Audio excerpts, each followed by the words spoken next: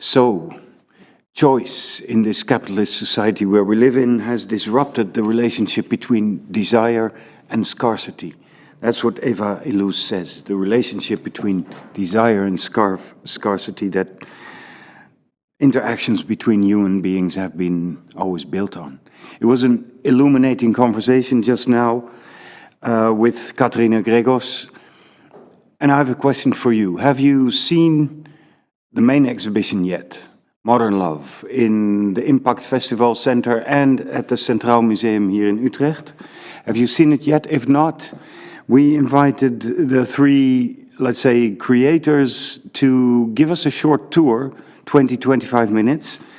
That will be Katerina Gregos, the curator of the exhibition, Bart Rutten, artistic director of Centraal Museum, and Arjon Dunnewind, director of this festival, IMPAKT. Let's go and have a tour around Modern Love.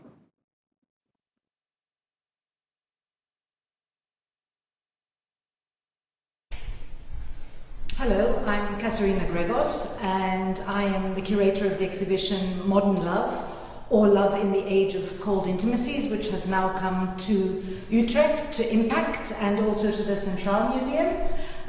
Following showings in the Museum for Neue Kunst in Freiburg in Germany and the Tallinn Art Hall in Estonia. So the exhibition basically examines the effect of social media, the internet and the tech giants on our most intimate relations. So it's looking at how love has been affected by digital culture and its pervasiveness in our lives. And it's also looking into, of course, intimacies, which is precisely what has been engendered by, of course, the filter of the screen in our lives. And this increasing alienation, of course, that is the result of that. Yes, and what I really like is that you not only bring the pieces to here, but also gave us an opportunity to go back to our own holdings, to our own collection, to find works we thought might be nice to combine with the works you bring to this room in our collection building. So it's always an excitement to have all these fresh new works presented here, and then like an old master from the Utrecht collection, or old master is not the correct way, but like a typical male modernist painter, Moesman, surrealist, to present in this context. So what we try to do as a museum is to talk with the curators and see what kind of works they would bring up to the floor in the context of this modern love. And the result is there, in the making actually. Yeah. I think that's really interesting, because I think one of the problems obviously that digital culture has engendered is short-termism and of course amnesia of everything, including art history as well. So I think it's a really nice dialogue here between works from all ages, and actually it makes sense because of course love is an ecumenical emotion. To me it's quite interesting that it's always been sidelined from sort of the artistic discourse, although it's such an important driving force in our lives. And here we have this example of this dialogue between Moesman and MARIJKE, who is actually right now in the process of being installed, who is an artist from Estonia, working mostly in photography. And this is an installation, it's a photography and sound installation called I Don't Know You, So I Can't Love You. And it's an installation which features a dialogue between two smart assistant devices, such as Alexa, for example. And these two smart assistant devices are having a kind of playful courtship. With a backdrop of these photos where you can see fragments of body parts. So obviously what this installation is about the dematerialization of our experience, the fragmentation of the body, and of course the interface of technology in mediating intimate relations. Well, it's a little bit like that, right? Yes, indeed. Good. It's, the aangekomene. The English title, I don't know actually. I have to look that up. It's like about arriving. So as you can see, a dig is arriving. And he had a big show in the most prestigious museum of those days, the State Museum in Amsterdam. And this made a huge turmoil, of course, because people were shocked by having the centerpiece reserved for the male sexual aspect. And it's very funny. And what you just said about Mark was interesting, because if you look at his biography, it's a very turmoiled, very disrupted man who never had the opportunity to have a real relationship with females. So his paintings are full of kind of, you know, like bondaged female figures. And this one is almost like funny. Hey, here I am without the rest of my body, even though it is based on a very classical principle of naked studies, you know, to improve yourself in painting. And then the funny detail again, and that's also what you can see at Sanam's Katiri's piece, of course, the shell again, and also the detailedness of like this little snake, which is instead of the penis upright, here it's down. And you know, there's a lot of playfulness in it, but also provocative, especially for the 20s of a century ago. But given the fact that it's 100 years old almost, as a painting, it's an interesting take on perception, self-perception actually, of the male body. He refused to call them self-portraits, except for one. But if you look at it... It is a self-portrait. Of course. Inevitable. But it's also kind of a very stereotypical representation of manhood at the time, because I mean the fact that it's cut off means that, of course, you know, the whole symbol of masculinity, the penis, is completely divorced from the heart and the brain. Which is, of course, we still have the hair. Which is of course what's missing now in the age where men are allowed to express their feelings, and they are also more empathic, and they are also feminists, and I guess that predates that in a very, very obvious way. Very obvious way. Yeah. Although he was, there's on YouTube actually quite an interesting documentary on him, told by the 3 wives, girlfriends he had in his life, who talk about their relationship. It's extremely interesting. If you Google 3 vrouwen Moesman, I'm not sure if it's subtitled, but it's very interesting to see. But to me, this is a piece about identity. For me, it's more about identity than it is about sexuality. Yeah, but his complete oeuvre is also about impotence. There's always a little, what's that in English again? Where water taps, always down, always closed. But he, of course, refused to put that meaning, I put in it now, to kind of accept that or recognize it.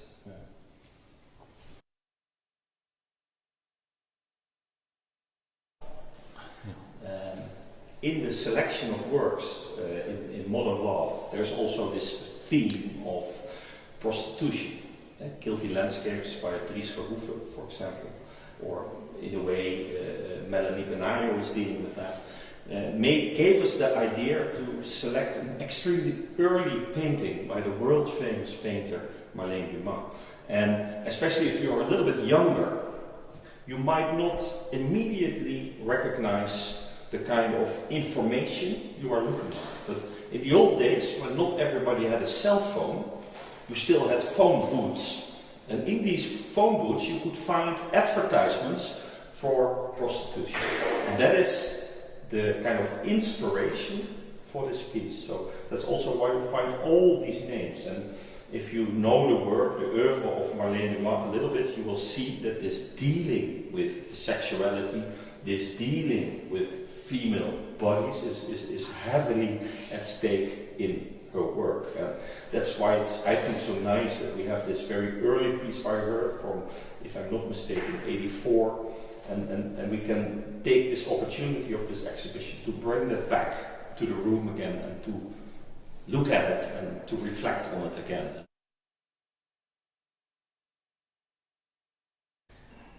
This in a certain way is also from the really hard or the old classical collection of the museum. It's two paintings, two times the Holy Mary with the child, Jesus Christ, depicted by Hendrik Bloemaert. And Hendrik Bloemaert is an extremely productive but also very influential painter at the early 17th century, or even a little bit earlier, like late 16th century.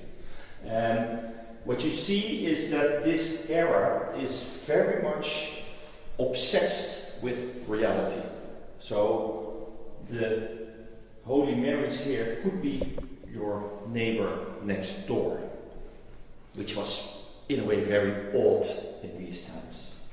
But we liked to present these pieces in the context of this exhibition because, of course, also this way of idealizing the female figure is really at the core of our perspective at male-female relations.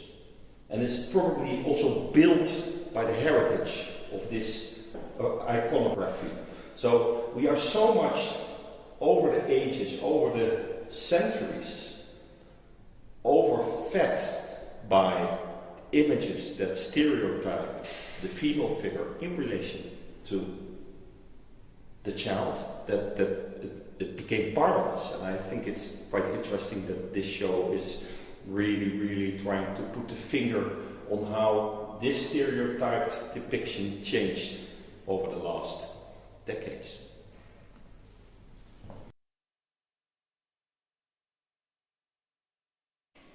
So here we are at Impact Space, where the exhibition Modern Love, or Love in the Age of Cold Intimacy, begins before moving on to the Centraal Museum. And this work here is a work by TOTICKI, who has several works in the exhibition, both here at Impact as well as at the Centraal Museum. And Hannah's works are actually looking into the way that technical apparatus, but also fashion accessories, clothes,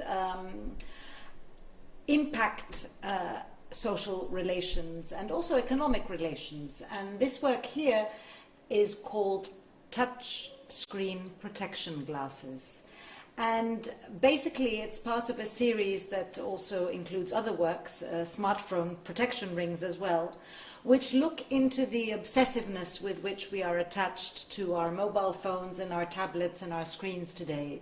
So these are actually glasses that are keeping us from our impulses, our impulse to constantly look at the screen. So when you put them on, you actually your line of vision is blocked, so you can't look at your smartphone or your tablet or your screen. And much in the same way, there's another work in the exhibition that also deals with this obsessive compulsiveness to kind of constantly look at our messages, smartphone protection rings, which actually put a sort of barrier on your finger so you can actually not tap onto your phone. And these two works are kind of, well, they're intended to be used together. So if you cannot look and you cannot type, therefore you are protected from being your own worst enemy.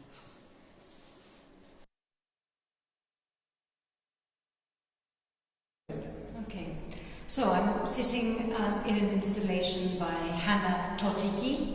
Hannah is an artist based in Copenhagen, whose work comprises sculpture, furniture, fabrics, fashion, all with a view of looking into how technology and electronic apparatus actually influences social and economic relations and exchange. Come and sit, Arjen, and we can talk.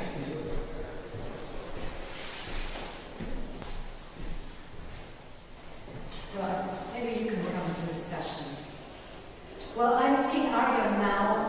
Are you recording? Yes. Yeah. See, it's. I mean, just the fact that you are sitting framed by this square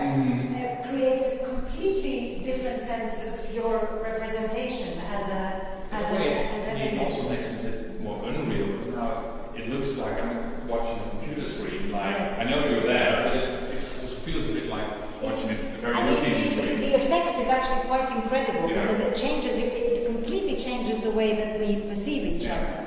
But also I was thinking about the endless meetings that we've had via Zoom and how this also takes away the nuances of communication and how it flattens out everything. And even though we're not behind the computer, but we're even here in the real world, the fact that this cutout exists between us really changes the way that I look at you. And its art also creates. I mean, we're in the same bubble in a way. That's also. And it's interesting because, of course, we use these things, but we actually very often don't take into consideration how they change the sort of fine lines that exist in interpersonal communication. You know, the small things that make intimacy possible, actually, and that are flattened out or taken away by sort of mediated interaction.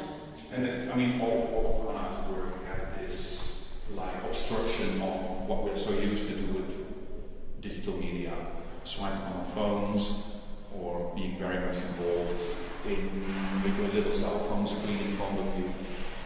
And also, I quite like the fact that this filter that she's placed actually makes our bodies disappear, so that we exist as torsos. To make it blue also.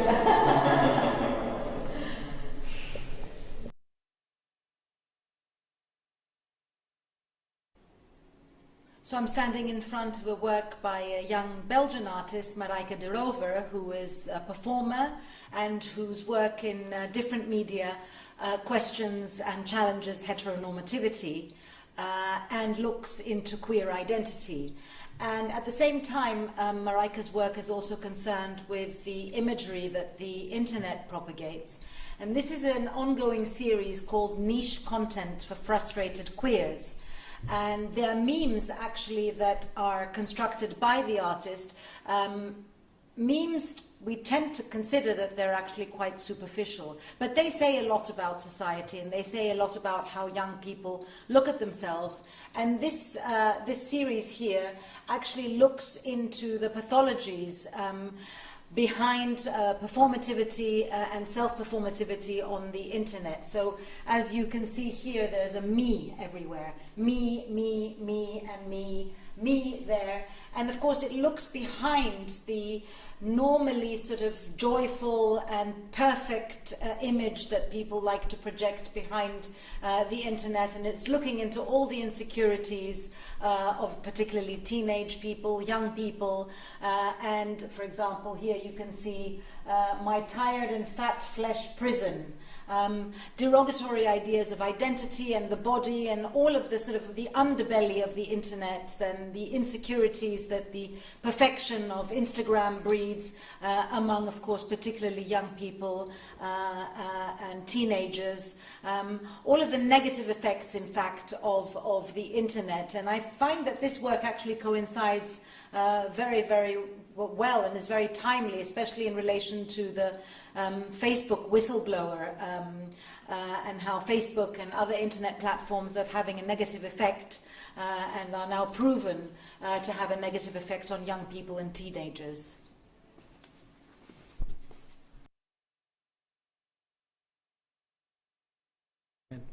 So this is a series of paintings by a British artist based in the Netherlands for several years, David HAINES, who is working in different media, particularly painting and also drawing, but also video.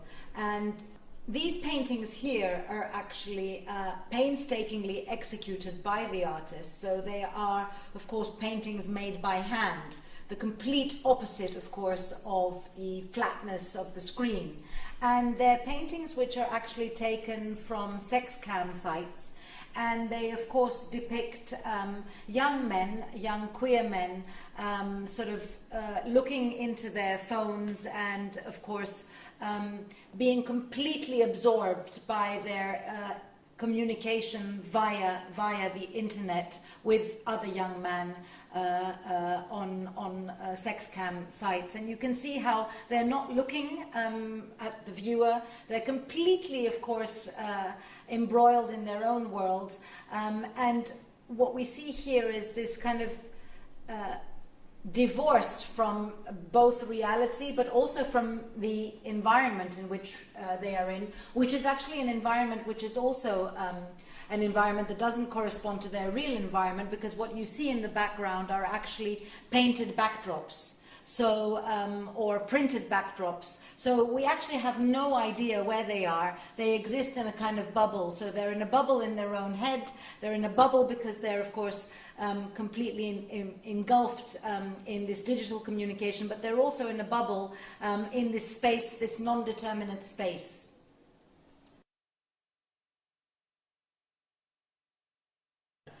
So we are now looking at a work by a Greek photographer, MAVROPOULOU. It's not installed yet, but it's a sneak preview of, and it's called The Holy Trinity. And 3 light boxes, and basically these 3 light boxes constitute the 3 bastions of modern communication. So the tablet, the smartphone, and the laptop.